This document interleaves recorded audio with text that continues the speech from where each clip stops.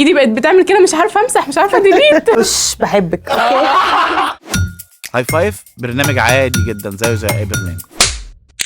ايه اكتر حاجه بسطتك لما الناس عرفتك؟ فاكره اول حد في الشارع او في الجامعه او ايا كان جه قال لك كان ايه؟ كنت قاعده مع اصحابي، لقيت بنت حاطت ايديها على كتفي، هو انت فانا اتوترت. يعني انا بقيت عامله اللي هو انت ليلى.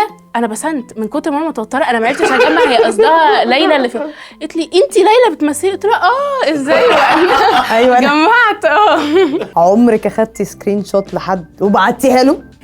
اللي بعتها لها دي ما كانتش اونلاين، فمسحتها على طول، بس قلبي وقع. طبعا. حسيت ان انا بجد مش عارفه اتنفس، ايدي بقت بتعمل كده، مش عارفه امسح، مش عارفه ديليت.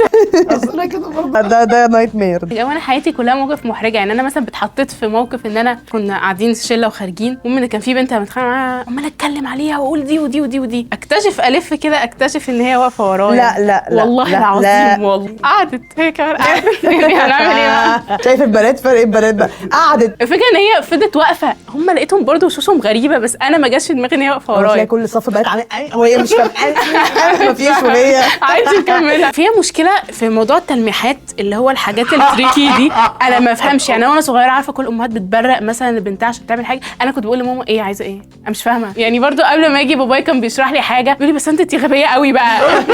انا بتضايق من الاثنين، الامهات اللي بتبرق والعيال اللي ما بتفهمش.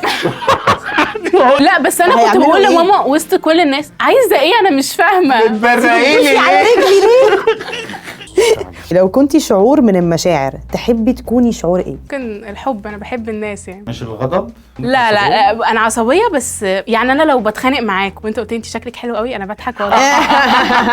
عارفه مش بحبك. خلاص انا هبله جدا. تخيلي نفسك جبنه موتزاريلا في بيتزا صاحبها عمال بيمط فيها، وبعدين تروح جايه على بقه.